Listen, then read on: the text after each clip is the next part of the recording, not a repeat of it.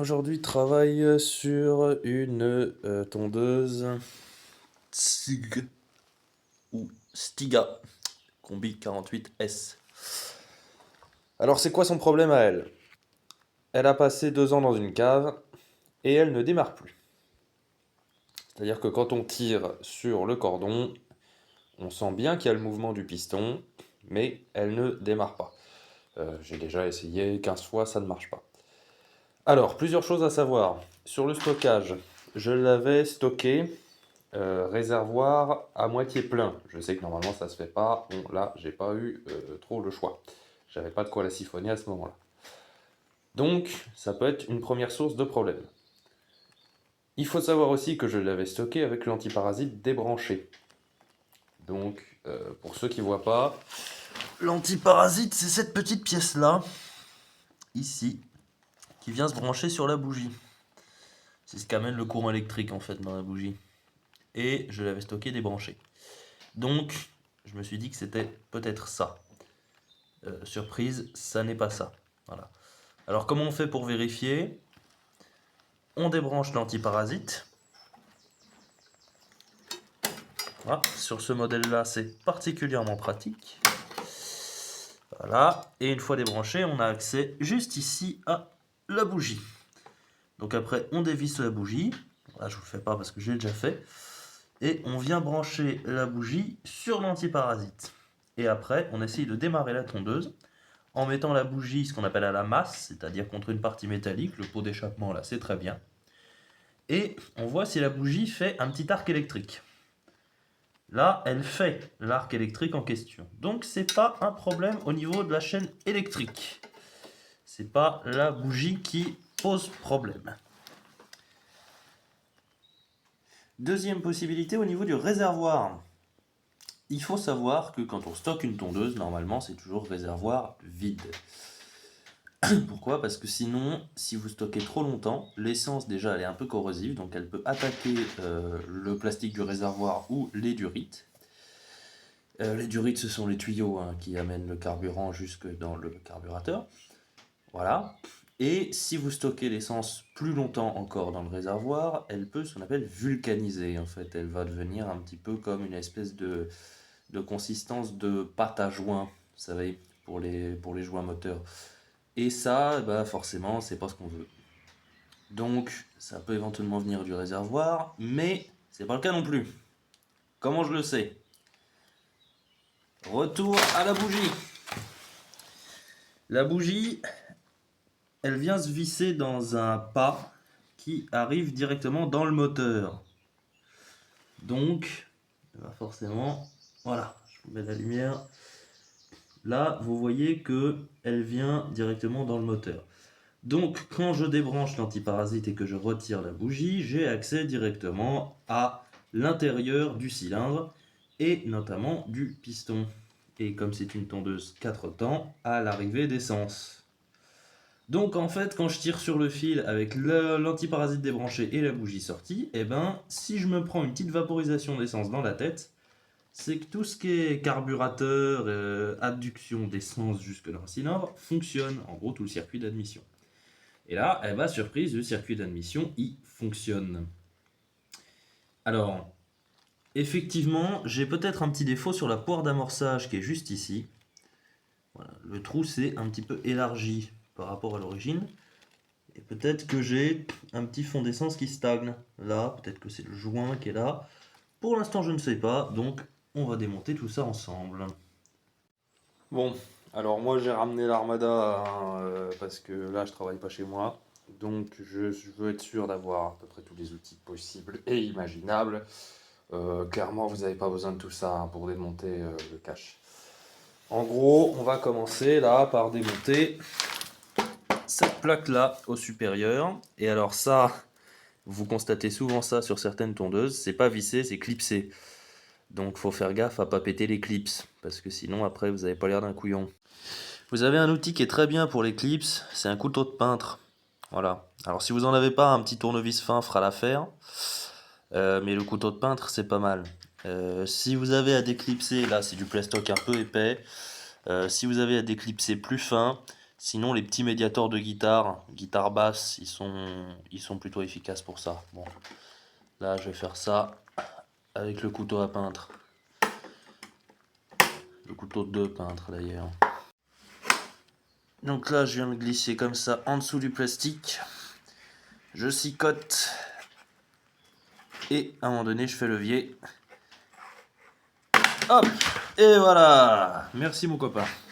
Bon, déjà là, on voit qu'on a des belles surprises. Le petit supplément salade, pour ceux qui aiment, en plein dans l'aération. Ça déjà, ça me plaît pas beaucoup. On va continuer le démontage. Alors dans le démontage, là, on a de la vis.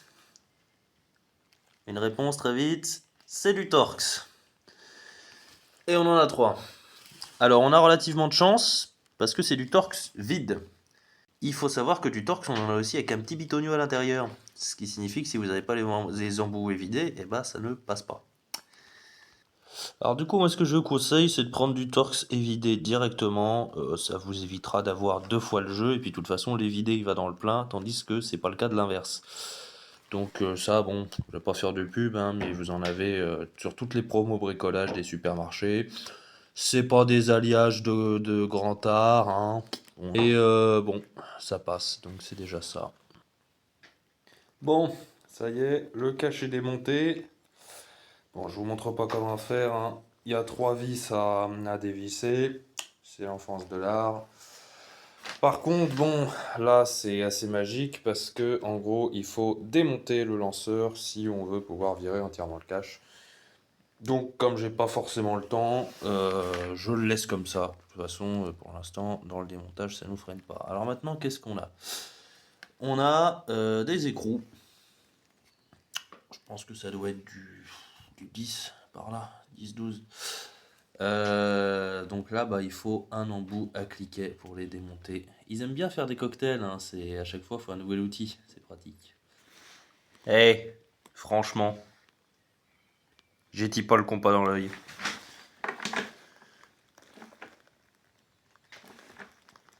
Du premier coup. Bon, alors par contre, il n'y a pas assez de force avec ce tournevis là. Hein. Donc il va falloir prendre autre chose. C'est pas grave. Alors on peut prendre une clé à cliquer, hein, mais le problème c'est que il faut une rallonge.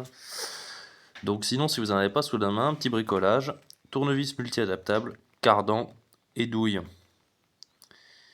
Donc vous venez poser comme ça. Voilà, là on est dedans. Et après, eh ben on dessert. Wow!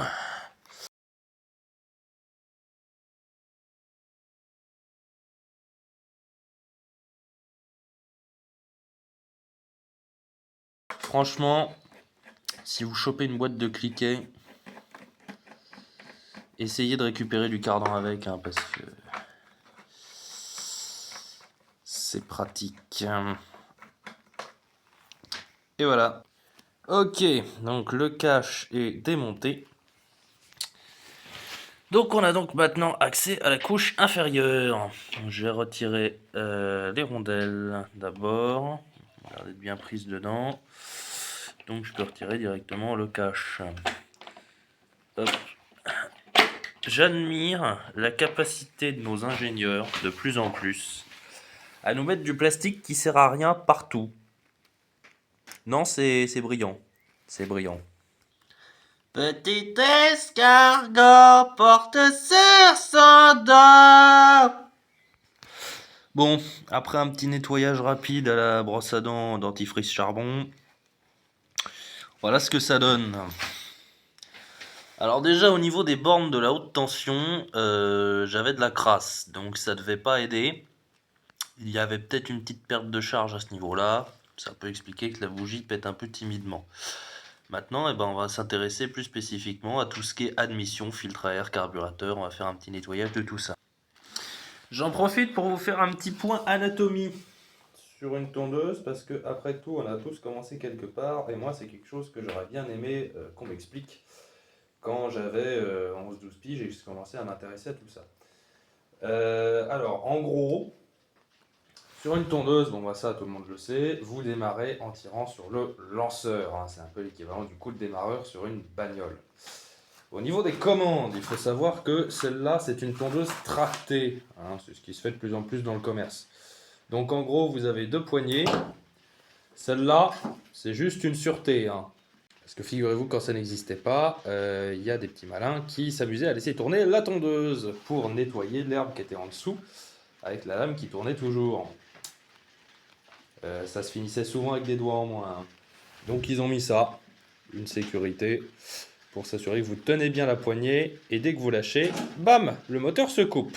Bon, et ici, vous avez donc la deuxième poignée, et elle, c'est la traction. En gros, ce qui va se passer, c'est qu'elle va mettre en relation la rotation du moteur et l'axe des roues arrière. Ça va faire entraîner les roues arrière avec la force du moteur. En gros, si je devais résumer à gros traits, c'est l'équivalent d'un embrayage. Voilà. À gros traits, hein, je ne m'adresse pas aux spécialistes. Ici, au niveau du moteur, vous avez un réservoir. C'est une tondeuse 4 temps. Je ne vais pas commencer à expliquer ce que c'est qu'un moteur 2 temps ou un moteur 4 temps. Ce n'est pas le sujet de la vidéo. Sachez simplement que si vous êtes sur un moteur 4 temps, vous ne mettez que de l'essence. Surtout, si vous êtes sur un moteur 2 temps, vous mettez essence et huile. Alors les tondeuses 2 temps, on n'en fait plus depuis belle lurette, mais certains ont des vieux modèles, donc sait-on jamais. Sur un moteur 4 temps, il y a aussi de l'huile, mais pas dans le même compartiment. Ça, c'est le carter de carburant. Le carter d'huile, lui, il est là. Voilà, c'est lui. Donc ça, c'est en règle générale le symbole avec la petite burette. Et c'est l'huile. Pas grand-chose à dire de plus là-dessus. Là, au niveau de la poignée, c'est un câble qui est relié directement à cette poignée là. En gros, c'est l'équivalent d'un accélérateur. Voilà. Ça rappelle un petit peu les mécaniques de moto. Sur les motos à carburateur, quand vous tournez la poignée, ça tire sur un câble qui vient ouvrir comme ça un carbu. Là, c'est à peu près la même mécanique. Le filtre à air. Le filtre à air, c'est tout simple. C'est ça. Bon, le mien est dans un état assez pathétique. Il va falloir que je le nettoie. Et c'est une mousse, hein. Et en dessous de la mousse, eh ben, il y a une autre mousse. Et en dessous de l'autre mousse, eh ben, c'est un trou qui amène directement l'air dans le moteur. Ici, on a l'admission. C'est par là que rentre l'essence dans le moteur. Voilà. Il va falloir que je nettoie aussi parce qu'elle a une sale gueule. Et ici, c'est ce qu'on appelle la poire d'amorçage. En gros, vous appuyez dessus plusieurs fois. Et avec un petit effet d'aspiration, ça amène du carburant dans l'admission. Ça vous évite en cas de redémarrage après une longue période d'immobilisation d'avoir à tirer 15 fois sur le harnais. Bon, surprise, nous, ça marche pas. Ici, on a le bloc moteur. On observe que c'est un refroidissement par air, hein. Ici, on a la culasse. Ici, on a l'échappement. Et ici, on a donc le pot d'échappement. Oui, c'est un pot d'échappement. Voilà. Je sais que ça n'en a pas l'air, mais c'en est bel et bien un. Et bien sûr, ici, donc vous avez la haute tension qui est directement reliée à l'antiparasite, qui lui-même est connecté sur la bougie, qu'on voit un peu mieux, hein, maintenant qu'on a démonté tout le fourbi inutile qu'il y avait autour. Voilà, donc là j'ai démonté la partie filtre à air. Bon, je vous ai pas filmé l'opération parce que c'est rien de très spectaculaire, hein. En gros, c'est simplement que vous avez le filtre qui vient s'emboîter comme ceci. Hop, voilà. Et quand vous déboîtez, et ben vous vous retrouvez avec ça. Voilà. Donc en fait, ça, c'est le carburateur. Alors, le carburateur, c'est quoi son rôle? Il va mélanger de l'essence et de l'air dans les bonnes proportions, du moins en théorie, pour les envoyer dans le moteur. Il faut savoir qu'en mécanique, on a un truc qui s'appelle la stoichiométrie. La stoichiométrie, c'est quoi? C'est en gros la quantité de carburant par rapport à la quantité d'air qu'il faut pour que ça pète correctement. En gros, si vous avez trop de carburant, bah, ça va tourner trop riche, ça va fumer et potentiellement ne pas péter. Si vous en avez trop peu, ça va tourner trop pauvre, ça va abîmer le moteur et ça va détonner au lieu de simplement engendrer une combustion. Bon, ça, voilà, c'est pour la théorie. Donc en gros, il faut qu'il y ait assez de coco et assez d'air qui rentre. Et pour ça, eh ben, il faut que lui, là, il fasse son boulot. Donc est-ce qu'il le fait? C'est ce qu'on va voir tout de suite. Je note au passage la profonde intelligence que les mecs ont eue, quand même, de faire courir un câble. Hop, vous voyez là, au niveau du cylindre. Parce que cette partie-là, là, les petites rainures que vous voyez, c'est quand même ce qui dissipe la chaleur du moteur, hein. Donc l'étui du câble, il a beau être tressé, moi je l'aurais pas fait, hein. Alors du coup, le fonctionnement en fait sur ce genre de carburateur, c'est que vous avez... Alors là, j'essaie de vous le faire. C'est pas très propre, donc on voit pas bien les pièces. Vous avez ça qui va être mis en action. En fonction de la course du piston, ça va s'ouvrir ou se fermer. Ça, à l'intérieur du carburateur, ça commande un petit volet qui va, vous le voyez, s'ouvrir et se fermer pour laisser ou non passer du carburant et de l'air. Ce petit volet, il est donc commandé par cette pièce au-dessus, là. Pièce qui elle-même est commandée par une tige qui passe sous le réservoir. Oh, bonjour madame. Et qui atterrit ici. Sur le petit bras oscillant que vous voyez juste là. Bras qui est lui-même monté sur un ressort. Voilà. Et donc ça, c'est commandé par le régime moteur. En quelque sorte, c'est autogéré. Voilà. Donc, qu'est-ce que j'ai identifié comme problème? Déjà, l'état de la durite. Je vous parlais de durite tout à l'heure. Une durite, c'est ça. C'est ce tuyau-là. Et alors déjà, quand vous voyez la gueule du tuyau, y a des trucs qui perdent, hein. Alors, est-ce que c'est de l'eau de pluie ou de l'essence? On va le voir. Mais déjà, j'aime pas bien la tête de la durite. Deuxième problème. Là, on a notre carburateur. Un carburateur, en gros, c'est un système qui doit rester étanche. Donc, on a un joint. Le joint, c'est ce truc-là, là. Et vu l'état du joint, à mon avis, l'étanchéité, elle est plus entièrement assurée. Donc il doit y avoir une prise d'air. Qui dit prise d'air dit perte de charge. Et qui dit perte de charge dit problème.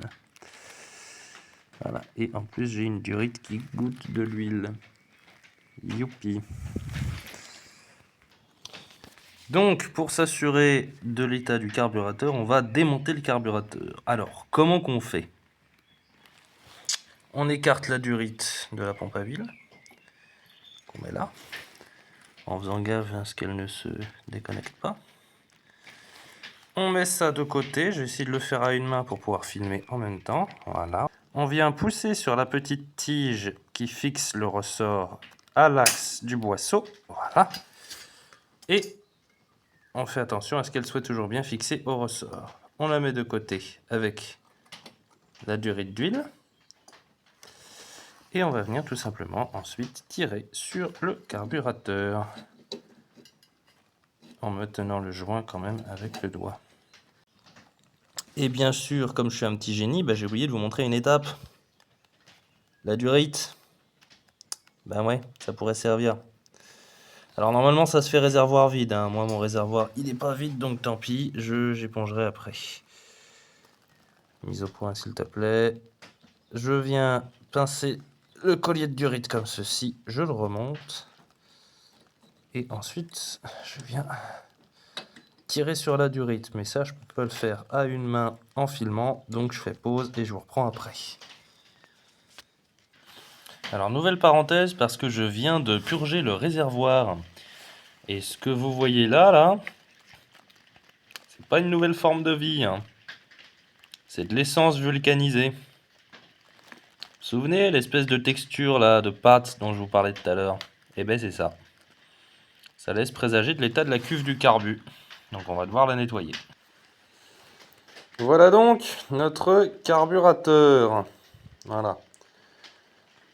Alors, là il n'est pas dans un très bel état, hein. Donc on va s'en occuper. Pour commencer, on va purger la cuve. Pour purger la cuve, il faut dévisser ces deux petites vis là. Allez, c'est parti. Alors, je viens d'ouvrir le carbu, mais je vous la refais parce que franchement, ça mérite le détour. Croustibat! Youpi! Alors franchement, quand tu regardes l'état du gicleur, il y a peu de chances que ça puisse péter, hein. Ou alors c'est que ça tourne à la friture, mais sinon, voilà. Voilà ce que ça fait de laisser de l'essence dans un carbu. Et à l'intérieur de l'adduction d'essence, eh ben, c'est pas beaucoup mieux, le carbu est complètement bouché, donc eh ben, il va falloir résoudre tout ça. Allez, va te laver, Kraspek. Bon, alors quand je dis à la douche, évidemment, il s'agit de le laver avec de l'essence, hein. N'allez pas laver un carburateur avec de l'eau et du savon. Je sais que ça peut paraître évident pour beaucoup d'entre vous, mais quand on commence vraiment la mécanique, eh ben, on ne sait pas forcément ça. Et comme pour beaucoup, laver, c'est associé à de l'eau et du savon. Voilà, je vous le dis, ne faites pas ça. Un carburateur, ça se nettoie à l'essence parce que l'essence, ça a des propriétés à la fois nettoyantes et dégraissantes, ce qui nous intéresse ici. Alors maintenant qu'on y voit un peu plus clair dans le bignou, là, au fond, on a une empreinte de tournevis plat, là, je ne sais pas si vous la voyez. On va donc sortir le gicleur de façon à le nettoyer aussi, parce qu'il en a plein le crâne. Forcément, ça pétait pas. Autre petite bizarrerie très utile pour ce genre de montage. Je vous présente, messieurs, dames, le tournevis plat creux. Pour démonter les gicleurs, c'est royal. Voilà, donc là je prends mon tournevis, je viens le glisser à l'intérieur de mon gicleur, là je suis dedans, et je dévisse. Bon, alors, mauvaise nouvelle, on ne peut pas démonter le gicleur. Je m'explique. Le gicleur, normalement, il est en laiton. Sauf que là, le laiton, il a tellement été attaqué par l'essence qu'il craquelle. Donc l'empreinte de vis s'est foirée. Donc il va falloir que je nettoie le gicleur sans le démonter. Comment on fait pour ça? Rien de plus simple, on en a tous chez nous normalement. Mise au point s'il te plaît. Un trombone. Vous le dépliez et vous venez de l'insérer. Là je viens de l'insérer dans l'arrivée d'essence. Ça peut aussi se faire dans le gicleur sans problème. Et après, comme un piston dans une chambre, on fait des passages. Vous voyez, c'est déjà plus propre. Voilà, là je viens de souffler dedans. Voilà ce qui vient de sortir de l'arrivée d'essence. Ça pouvait pas marcher, hein. Allez, on va le tenter lui maintenant. Voilà, le nettoyage du carburateur est terminé. Il a repris à peu près figure humaine. C'est déjà mieux qu'avant, hein. Bon, l'empreinte du pas de vis du gicleur est un peu foutue. Ça, malheureusement, on n'y peut rien, hein. C'est des alliages un peu pourraves qui sont utilisés pour les carbus un peu d'entrée de gamme, comme ça. Et ça, c'est l'état du bain après nettoyage. Sympa, hein? Tant que j'y suis, j'ai aussi nettoyé la bougie. Ça lui fera pas de mal. Je la brosse et je vous reprends. Voilà, la bougie est brossée. Elle est quand même plus propre comme ça. On voit à la couleur que ça tourne un tout petit peu pauvre. Ça va. Donc, eh ben, retour à l'expéditeur. Je la visse juste ici. Petite astuce d'ailleurs, quand vous vissez une bougie, commencez par dévisser pour être bien dans le pas et visser après. Voilà. Et quand vous serrez, serrez bien pour que le joint colle. Voilà. Mais serrez pas trop non plus, hein. Une bougie, ça se serre pas comme un malade. Et faites gaffe au serrage parce que vous voyez, toute cette partie-là du carter, elle est en aluminium. Donc ça se foire très vite les pas de vis là sur ce genre de dispositif. Bon, par acquis de conscience professionnelle, comme dirait l'autre, je vais dévisser aussi le réservoir pour nettoyer un peu, purger l'intérieur. Des fois qu'on ait encore de l'essence qui est vulcanisée à l'intérieur. Puis pour le nettoyer un peu, parce qu'un petit coup de propre, ça lui fera pas de mal aux bestiaux. Là, quand même, un truc que j'apprécie, j'avoue, sur celle-là, c'est que tous les boulons sont en 10. La taille est standardisée. Donc, merci pour ça. Voilà, bon, 2 vis c'est démonté. J'ai connu mieux, j'ai aussi connu pire, hein, franchement. La conception est pas mauvaise. Du coup, ça nous permet de mieux voir le système dont je vous parlais tout à l'heure. Avec la petite tirette qui court là et qui arrive ici. Et on peut voir aussi que c'est dégueulasse. Bon, bah j'ai bien fait de vérifier le réservoir, hein, parce qu'au démontage, regardez-moi l'état de la crépine. Alors la crépine, pour ceux qui ne savent pas, c'est un petit filtre qu'il y a dans le réservoir qui sert justement à éviter qu'il y ait trop de dope qui rentre dans le carburateur. Bon, bah il va falloir la nettoyer, hein. Voilà. Tout beau, tout propre le réservoir. On va pouvoir commencer à remonter. Voilà, le réservoir est remonté.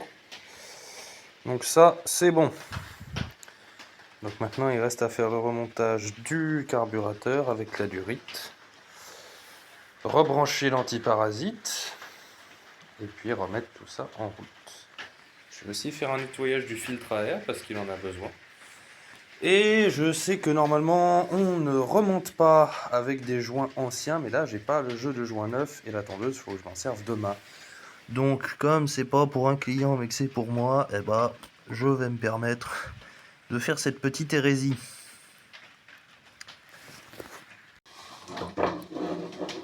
Petit point sur le remontage du carburateur. Donc là il était comme ça pour le nettoyage. Alors maintenant pour le remontage, ce qu'on va faire, on va donc venir replacer le flotteur juste ici. Et on va lui remettre son axe.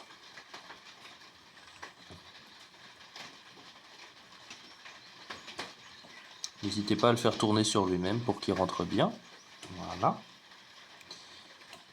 Et on vérifie qu'il a le bon débattement. Là, la pièce est libre de bouger, donc tout va bien. Ensuite, je vais venir replacer ma cuve comme ceci.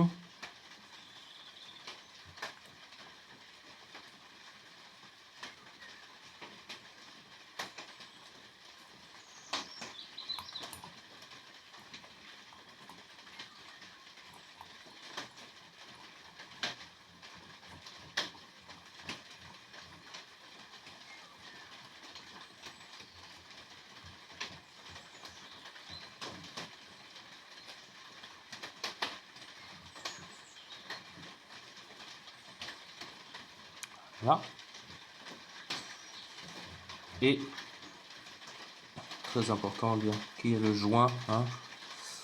Ensuite je place l'autre vis comme ceci.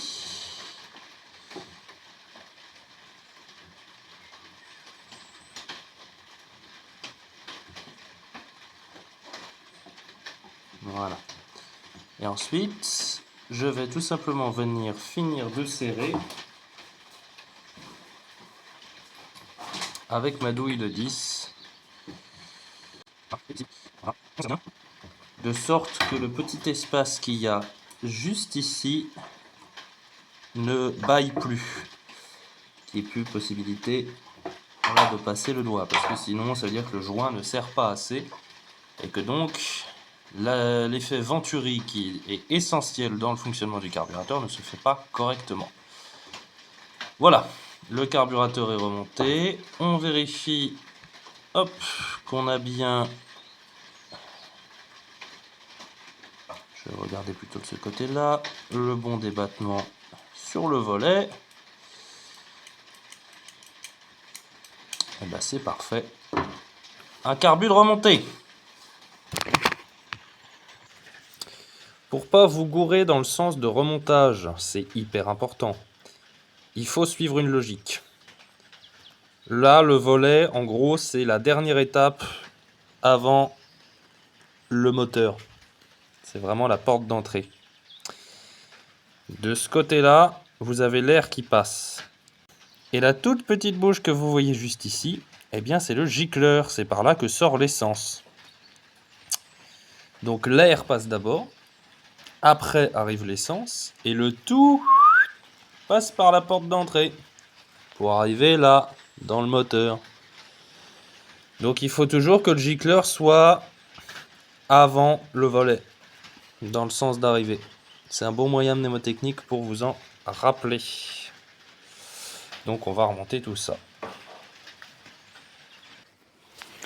Bon, pour maximiser un peu les chances de survie du bignou, j'ai nourri des joints à l'huile. Alors je précise, pas n'importe quelle huile, cette huile-là. N'allez pas mettre de l'huile d'olive ou même de l'huile de thon.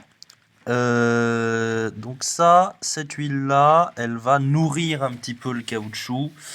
Et d'ailleurs, si vous regardez bien, ils ont bien fait les choses parce que la feuille de joint dépasse largement sur la cuve. Donc en fait, on a la taille pour recouper un joint si jamais le premier craque.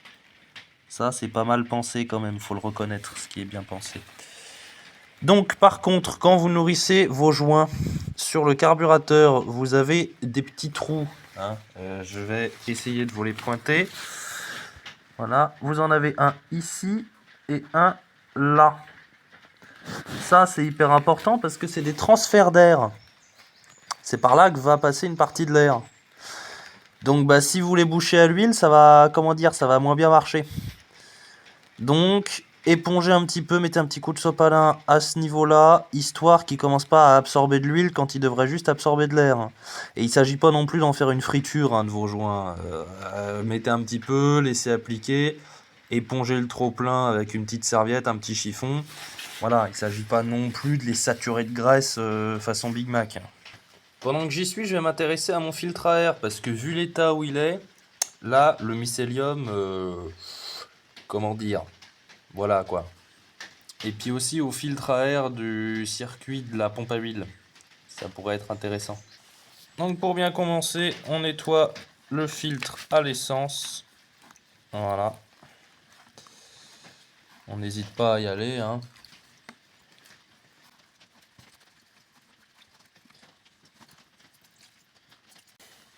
Voilà. Là, vous avez pas mal de trucs, voyez, qui restent en dépôt sur le filtre. C'est là aussi où on se rend compte de l'utilité profonde d'un filtre, parce que sinon, toutes les petites daubes que vous voyez là, elles seraient dans votre moteur. Et à la rigueur, dans votre moteur, déjà, c'est embêtant. Dans votre carburateur, je vous raconte même pas. Voilà. Bon, le reste... Après, les gros résidus, les grosses particules, vous pouvez les secouer dehors. Le truc avec l'huile, c'est surtout toutes les poussières qui s'accumulent dans le filtre et qui le rendent de moins en moins perméable à l'air et de moins en moins efficace. C'est un peu comme un masque, vous savez, les masques qu'on met pour se protéger quand on fait du ponçage.